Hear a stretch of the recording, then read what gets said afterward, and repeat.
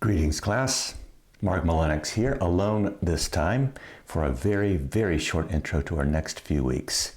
Chandler and I have had a very busy couple of weeks, and we could not find time during summer vacations, etc., to record. So here I am with a few short minutes with you to prime us, to whet our appetites for our big talks coming up, the important classes on the nature of God. So today's very short class is called, Are You Ready for God? Or, in my language, Necessary Misunderstandings. The basic critical thought here is this: a God understood is not God, for that God is only as big as we imagine Him. I'm spelling God differently in this class, G-O-D, which is an intro to how our gods are what we call a necessary misunderstanding. That is, God is no better or worse than the other names that we might use for God. That is, G-O-D is no better or no worse than other names we now use for God. Nowhere in the metaphor, that is the word God, do we actually conjure up God in an academic way. Just because I say God, Lord, Krishna, whatever, does not mean that I'm actually describing what God is. Because God is ultimate, and the language that we use to express the ultimate is not ultimate. It's temporary, it is human. So we have to use metaphor, linguistic tricks to say that something is like another something. Because every time we think of God or try to describe God, we have to borrow linguistic metaphor to do it. Language that cannot do what we think it can do. That is, to describe the ultimate reality of the universe using only one mere human language from one tiny corner and perspective of that universe. Therefore, the language that we borrow for any abstract idea, and what is more abstract than God, must necessarily pretend concreteness and reality through a metaphor if we're ever to grasp it. For example, the symbol 8 is an entirely arbitrary, though historical, proposal to suggest 8 units of measure. We agree upon its 8ness by mass social agreement. And we likewise concede that the same symbol on its side, or the infinity symbol, does not mean 8. We've got this mental agreement about this. So what have we agreed about what G-O-D means? Probably mass linguistic agreement. What are languages but systems of agreed abbreviation? They could no more cover the scale and range of human experience than the eye can see the invisible light spectra.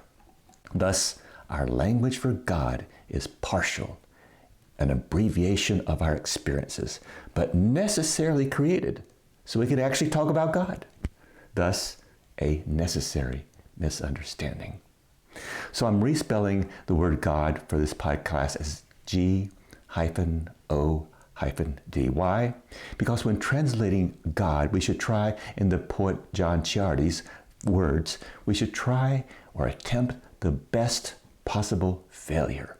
No metaphor, no more than God, and no more than any other seduction comes with a certificate of truth. Spelling, even incorrectly, casts spells, conjuring up new possibilities.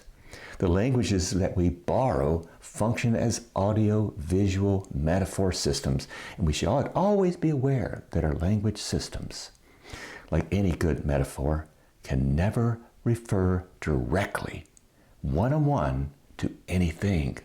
We must linguistically negotiate some slippery place. So if not a thing lies between us and God, we have to use metaphor to slip in, provide the necessary way to see something.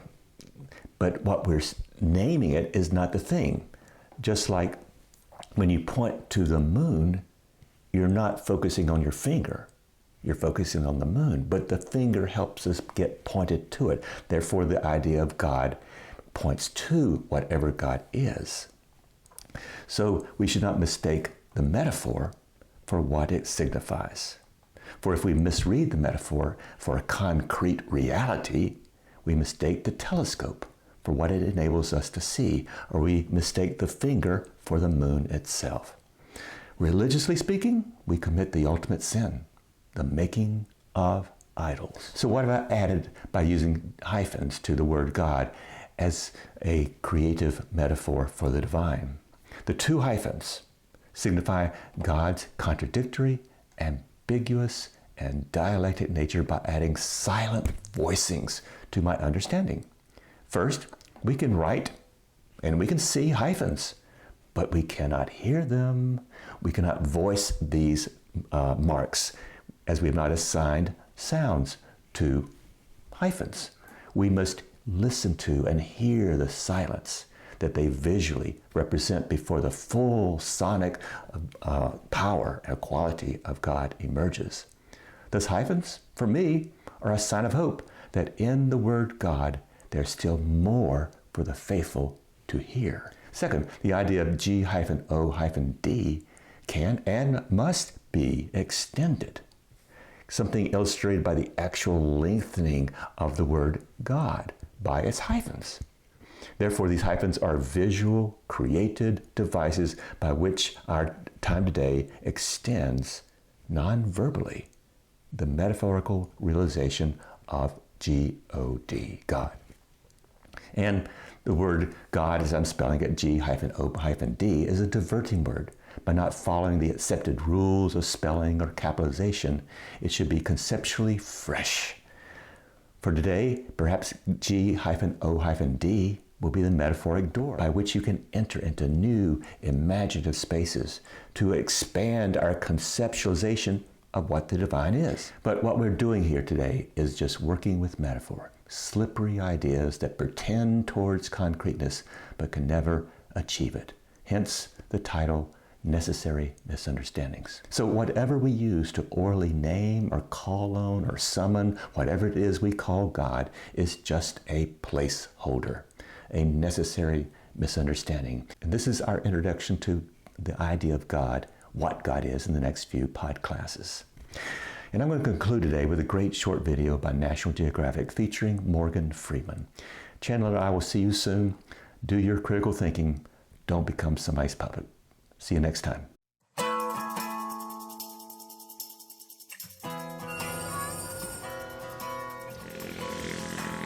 Who is God? Who is God? The loaded question. God is a character in a book. God is an idea. 한 번도 본 적은 없지만 그래도 신은 어딘가에 존재한다고 생각합니다. 그래서 우리가 지금 이렇게 살고 있지 않을까요? Bóg jest dla mnie postacią fikcyjną. Господ е величие, което малко е измислен герой. People just want something or some person to have faith in so that they can survive, and that's why they created God. Tuhan itu adalah God is nobody. Ik hoop dat God iemand is met een groot hart. Maar ik weet niet of die bestaat. Gud betyder ingenting för mig. האם זה דבר שהוא טוב? מפחיד קצת? God is anything we want he, she, it to be, I suppose. He's everywhere, or she, or it. Bóg jest na pewno kobietą. Gospod е във всичко и във всеки, във всичко, което се случва. there is a one God, but they have a lot of forms in all of their religions. भगवान वो है, भगवान मतलब राम जिसने ये सृष्टि रचाई है और इसको देख रेख करता है. For me, according to my belief, Allah, the creator, for Muslim people, but he is the same God for all of us actually. There is just one God, and all the gods in our different religions like Jesus, Ganesh ji, Krishna ji, they're just branches of him. We just like basically we have to see some image to, we just need some image to create in our minds. 你問呢條問題，神係邊個？係假設係有一個神。Ο Θεός δεν είναι ένας, είναι 12 και κατοικούν όλοι στον Όλυμπο. No es un ser humano, no es un animal, no sabemos qué es. Ο Θεός είναι αυτό που δεν μπορεί να κατανοήσει η ανθρώπινη ύπαρξή μας. É difícil imaginar que um ser somente criou esse mundo inteiro. Essas coisas evoluíram naturalmente. Eu não sei, a não ser que você chame que Deus é a natureza. You can't touch him, yeah, It's everywhere. You could replace God with the word love, for example. Господ е този, който ни кара да вярваме. God is our ultimate daddy or mommy. Ответ на этот вопрос для меня очень прост. Бог – это Вселенная. God is love. God is light. 神係人類嘅一種信仰。The God in me, the God in you, the God in the trees, the flowers. Algo espiritual, mas é mais vivo que o carnal. Aquilo que alimenta, que dá força a cada dos homens. Hindi ko ma-explain. Mula como padre suring wakalo. Dios es todo. Y al mismo tiempo nada. והמרכז, הנשמה שלנו, זה נושם את דרכו. Sabi nila si Diyos Ama, di ba? But he is God the Almighty. Amen.